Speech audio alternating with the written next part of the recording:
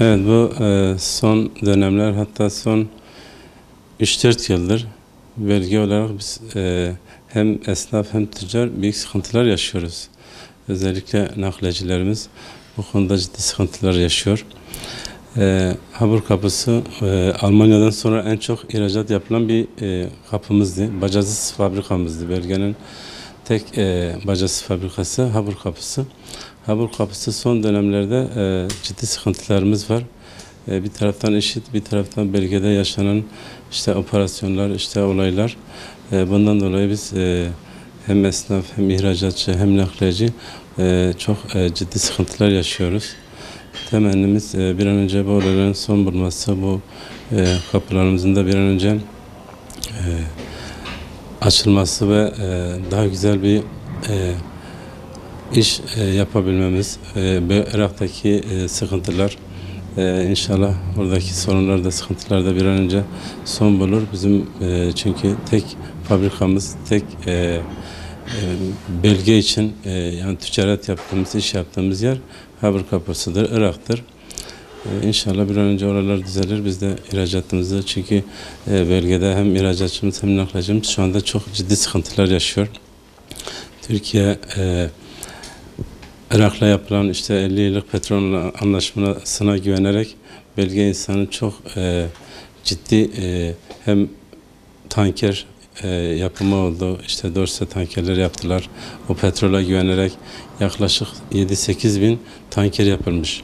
Şu anda bunların çoğu işte kredilerle alınmış. Yani insanlar işte bu arabalar, bu Dorse'ler çalışmayınca herkes şu anda bölgede icralık olmuş. Yani bizim nakliye sektörümüz şu anda tam dibe vurmuş. Bölge insanımız çok ciddi sıkıntılar yaşıyor. Şirket olarak bugün Şırnak bölgesinin 4000'e yakın şirketi var. Bunun tamamı etkilenmiş ve tamamı şu anda sıkıntı içinde. İşte kiminin banka sıkıntıları, kiminin nakliye yapan firmalar.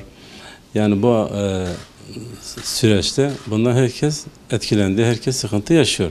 Şu anda bu burada esnaf zaten 3-4 yıldır biz bu sıkıntı yaşıyoruz. Özellikle yani bu olaylardan önce de biz sıkıntı yaşıyorduk. Bölge esnafımız işte olaylar, iş sıkıntılar, sürekli bu sıkıntılar, esnafımızın, tüccarımızın sıkıntıları vardı. Ama işte şimdi inşallah bir toparlamaya çalışıyor. Bu da çok zor olacak çünkü İnsanların borçlar birikti. Yani bankalara taksitleri birikti, borçlar birikti, ödemeyecek durumdalar. Yani buna bir an önce bir çözüm bulunması lazım. Çünkü herkesin burada sicili bozuldu, herkesin bankayla ilişkileri bozuldu. Kapı kapanınca, işte yollar kapanınca, olaylar başladıktan sonra zaten haliyle bu sıkıntılar gün güne başladı. Şu anda çok büyük bir sıkıntımız var. Hem esnafımızda hem ticaretimizde. Sayın Başbakanımıza, Sayın Cumhurbaşkanımıza, işte bakanlarımızla görüşüyoruz. Bu sıkıntılarımızı biz hepsini anlattık. Bunlar zaten hepsi de bunları biliyorlar, bu sorunlarımızı, sıkıntılarımızı. Yani onlardan isteğimiz bir an önce buna bir artık el atmalarıdır. Yani bir an önce bu desteği vermeleridir. Çünkü herkes şu anda ciddi anlamda sıkıntı çekiyor. Yani burada bir sürü insan, bir sürü esnaf, tüccar şu anda icra ile şu anda karşı karşıya. Banka taksitleri ödenmiyor. İş yok, kapı kapalı, yol kapalı. Bundan dolayı milletimizin zaten kendisi, onların ayrıyeten daha büyük sıkıntı da zaten onların. Onlar da bizim kadar nakliyeci, tüccar kadar onlar da sıkıntılı. Bir taraftan adam evini yapmaya çalışıyor. Bir ev sorunu var, bir kamyon sorunu var, kapı sorunu var, iş sorunu var. Her taraftan şu anda sıkıntılıyız.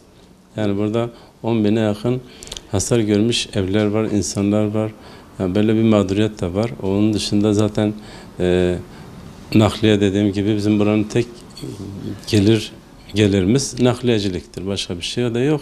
İhracat zaten durdu. Bu IŞİD olayları başladığı günden beri bizim bölgede ihracata durdu. Biz burada birçok büyük şehirden daha çok ihracat yapıyorduk. Özellikle Cizre, Silopi 1 milyarın üstünde ihracatımız vardı. Şu anda bu dibe vuruldu. Yani şu anda ciddi bir ihracatımız yok.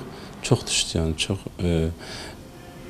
büyük bir şeyimiz var, kaybımız var ihracatta. Son olarak yani devletimize çağrımız her zaman yapıyoruz, yine yapıyorum.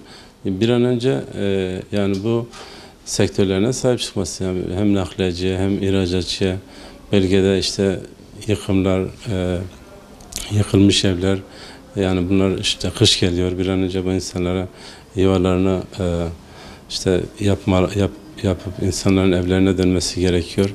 Nakliyeci dediğim gibi çok ciddi bir sıkıntı çekiyor. Biz bunun yani biliyorlar zaten, anlatmaya gerek yok, o kadar sıkıntı var ki nakliyecide inanamazsınız. Hem bankalarla sıkıntıları var, zaten işi yok, arabası çalışmıyor, işte esnaf aynı şekilde büyük sıkıntılar çektiği, büyük sıkıntılar yaşıyor.